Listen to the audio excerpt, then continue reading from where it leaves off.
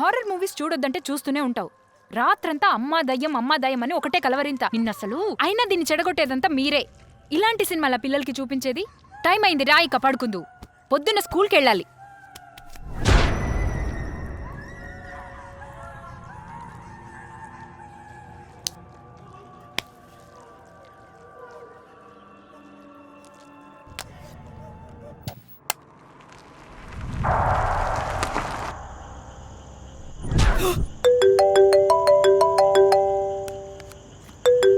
Hello hello Jagadish, నేను inspector ప్రకాష్ని మాట్లాడుతున్నాను.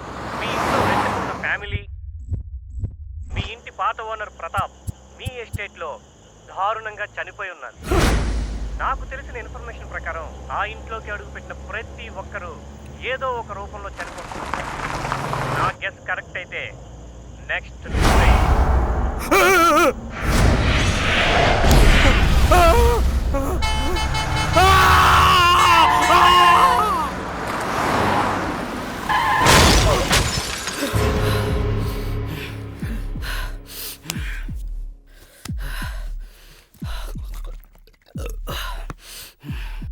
ఎక్కడో ఉన్న నా పరిస్థితి ఇలా ఉంటే ఆ ఇంట్లో ఉన్న వాళ్ళ పరిస్థితి ఎలా ఉందో ఏంటో.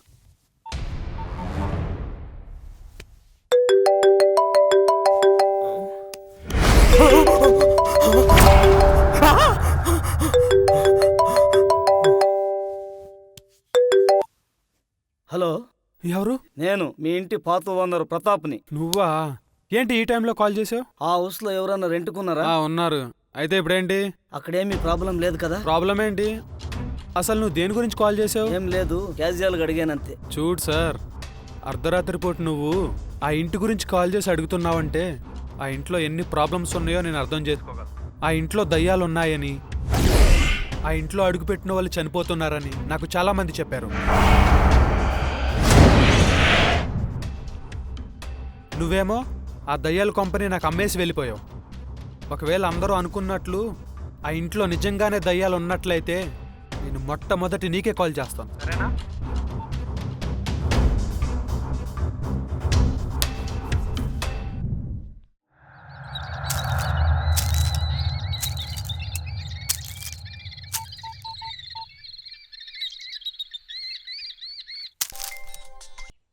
హలో. హలో సార్, ప్రతాప్ గారేనా? అవును, చెప్పండి. నా పేరు చందు అండి. మేము మీ ఫామ్ హౌస్లో రెంట్కుంటున్నాం. ఇక్కడ తెలియని ప్రాబ్లం క్రియేట్ అవుతుంది. ముందు ఏం జరిగిందో తెలుసుకుందామని కాల్ చేశాను సార్. సరే రండి. హలో హలో హలో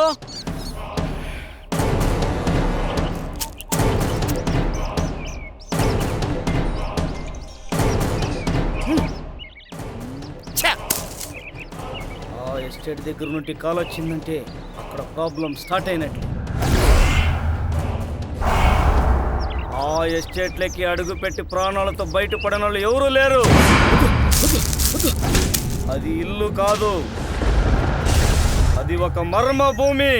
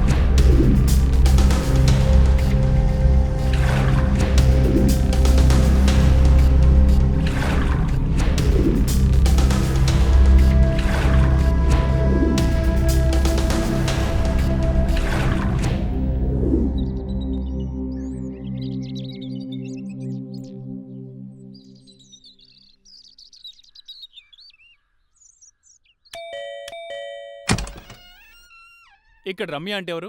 నేనే సార్. ఇంతకి మీరెవరు? I'm CB officer. ఒక కేసు పని మీద మిమ్మల్ని కలవడానికి వచ్చాను. ఇతను ఎవరో మీకు తెలుసా?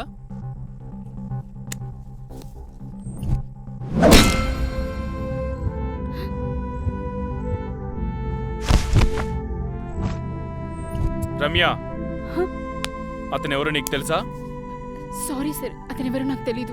మీరు ఈ డైలాగ్ చెప్తారని నేను ముందే ఎక్స్పెక్ట్ చేశా. ఓకే, ఇతని గురించి చెప్పే ముందు ఫస్ట్ మీకు ఒక ఎస్టేట్ గురించి చెప్పాలి. ఒకరోజు మార్నింగ్ మా పై ఆఫీసర్ కాల్ చేసి ఒక కేసు పని మీద అర్జెంటుగా నన్ను కలవాలన్నారు. Hi sir. హాయ్. ఏంటి అర్జెంటుగా రమ్మన్నారు? విజయవాడకి 10 కిలోమీటర్ల దూరంలో సిటీకి అవుట్స్కట్స్లో ఒక ఎస్టేట్ ఉంది. ఆ ఎస్టేట్లోకి అడుగు పెట్టాలంటేనే చుట్టుపక్కల జనాలు భయపడుతున్నారు.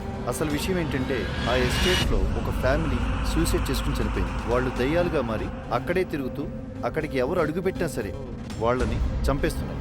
నాన్సెన్స్ సార్, ఈ కాలంలో దయ్యాలు భూతాలేంటి? చూడు చందు, మనం దేన్ని తక్కువ అంచనా వేయకూడదు. ఈ భూమి మీద మన కంటికి కనిపించిన శక్తులు ఎన్నో మన చుట్టూ తిరుగుతున్నాయి. అక్కడేం జరిగేది కనిపించడం లేదని, అక్కడేం జరగడం లేదని అనుకోవడానికి లేదు. ఇది కూడా అంతే. నీకెంత తొందరగా వీలైతే అంత తొందరగా సాల్వ్ చేయి. ఈ కేసుని హిస్టరీలో మిస్టరీ కాకుండా చూడు. Okay, sure sir. All the best.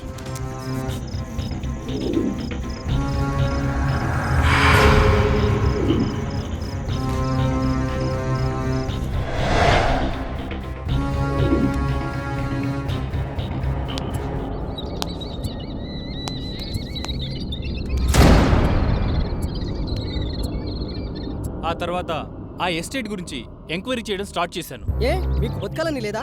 మేము సిబిఐ ఆఫీస్. మీరు సిబిఐ ఆఫీసర్ అని మాకు తెలుసు. ఆవాసంలో ఉన్న దయ్యాలకి తెలియదు కదా. చూడండి, కొన్ని విషయాల గురించి తెలుసుకోవడం మంచిది, ఇంకొన్ని విషయాల గురించి తెలుసుకోకపోవడం చాలా చాలా మంచిది. సర్లే, కమాన్ గెట్ ఇన్. ఆ ఎస్టేట్ గురించి చెప్పడం కాదు కదా, ఆ ఎస్టేట్ గురించి అడగగానే అందరూ భయపడి పారిపోతున్నారు. ఏమో మాకు తెలియదు, ముందు ఎవరన్నా అడగండి. వెళ్దాం పదరా. ఇంత చెప్పి రాలేదా? వీళ్ళందరూ చెప్పేదాన్ని బట్టి నాకు కూడా దయ్యాలున్నాయేమోనని నమ్మాలనిపించింది. ఇంకా ఈ ప్రపంచంలో దయ్యాలని, భూతాలని ఇలాంటి అర్థం కాని ప్రశ్నలకు సమాధానం తెలుసుకుందామని నేను వెళ్ళి ఒక సాధువుని కలిశాను.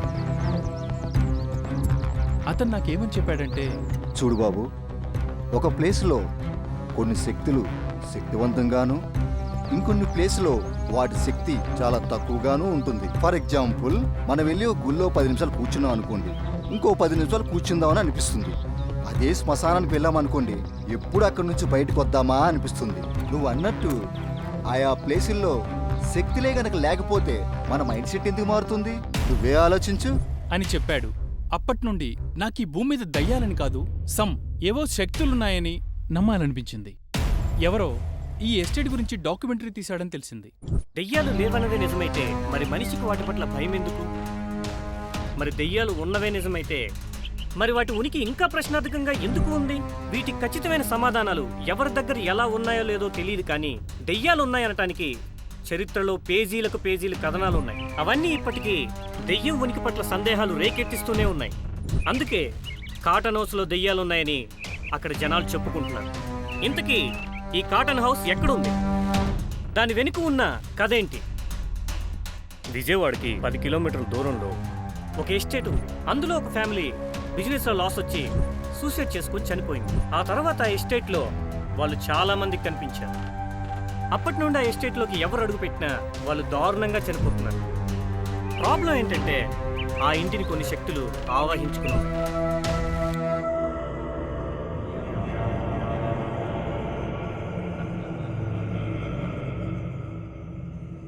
అతన్ని ఎంక్వైరీ చేస్తే ఆ ఎస్టేట్ గురించి ఏమైనా ఒక చిన్న క్లూ దొరుకుతుందేమోనని నేను వెళ్ళి అతన్ని కలిశాను.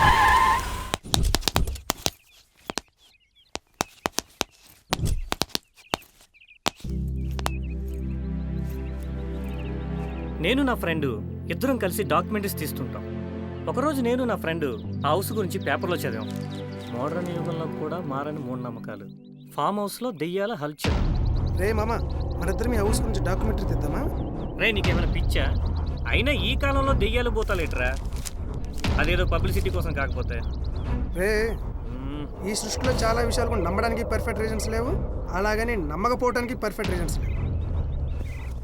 రే, నేనైతే ఎస్టేట్ గురించి ఖచ్చితంగా డాక్యుమెంటరీ తీస్తాను. రావటం రాకపోవటం నీ ఇష్టం అని నా ఫ్రెండ్ ఒక్కడే అక్కడ డాక్యుమెంటరీ తీయడానికి వెళ్ళాడు.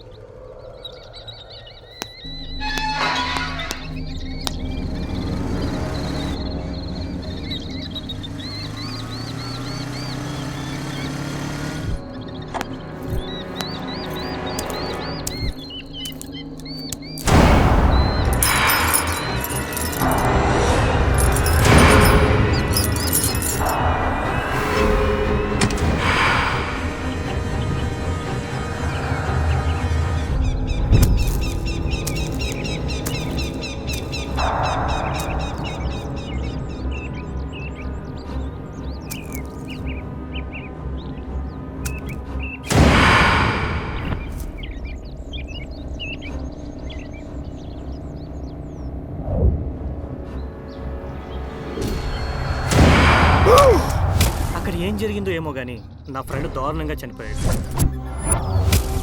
అందులో ఒక ఫ్యామిలీ బిజినెస్లో లాస్ వచ్చి సూసైడ్ చేసుకుని చనిపోయింది.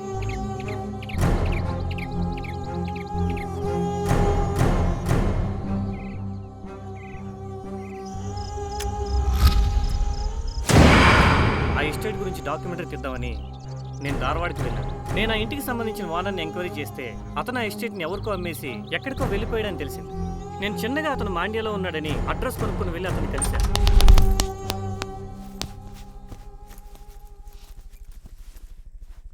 నీకొక విషయం చెప్పనా, మనకు తెలియని విషయాల గురించి ఆలోచించడం అంటే మన చావుకి మనమే రిహార్సల్ చేసుకోవడం లాంటి. ఆ ఎస్టేట్లకి ఎవరు అడుగు పెట్టినా వాళ్ళు బ్రతికి బయటపడిన ఆనవాళ్లు లేవు. ఈ ఎస్టేట్ గురించి నీకు పూర్తిగా తెలియక వచ్చినట్టున్నావు.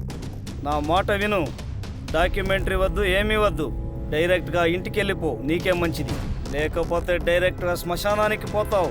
సార్, ఈ ప్రపంచంలో సొల్యూషన్ అంటూ లేని ప్రాబ్లం ఉండదు. ప్రతి ప్రాబ్లంకి ఏదో ఒక సొల్యూషన్ ఉంటుంది. అలాగే ఆ ఆవాసంలో ఉండే ప్రాబ్లం కూడా ఖచ్చితంగా ఏదో ఒక సొల్యూషన్ ఉంటుంది సార్. చూడు బాబు, వర్షం పడేటప్పుడు మనం గొడుగు తీసుకెళ్తాం. ఆ గొడుగుతో మనం తడవకుండా ఆపగలమేమో గానీ అదే గొడుగుతో నువ్వు వర్షం పడకుండా ఆపగలవా? ప్రతి ప్రాబ్లంకి సొల్యూషన్ ఉండటానికి ఇది మ్యాథ్స్ ప్రాబ్లం కాదు, విధి. విధి నుంచి తప్పించుకోవాలే గాని విధినే మార్చాలనుకోవడం నీ మూర్ఖత్వం. మనం భయపడే కొద్ది చిన్న ప్రాబ్లం కూడా పెద్దదిగా అనిపిస్తుంది. అందుకే నేను వీళ్ళు చెప్పే మాటల గురించి పట్టించుకోకుండా ఆ ఎస్టేట్ గురించి డాక్యుమెంటరీ తీయడానికి అక్కడికి వెళ్ళాను.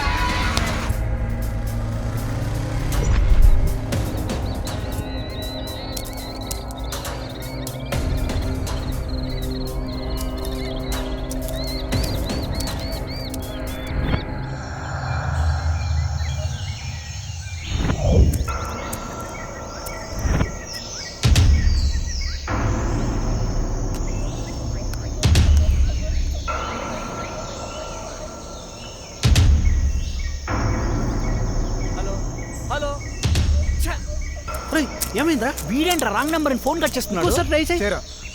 ఈ ఎస్టేట్ గురించి తెలిసిన వాళ్ళు ఎవరు ఇక్కడికి రారన్నాడు. మరి వీళ్ళెవరు?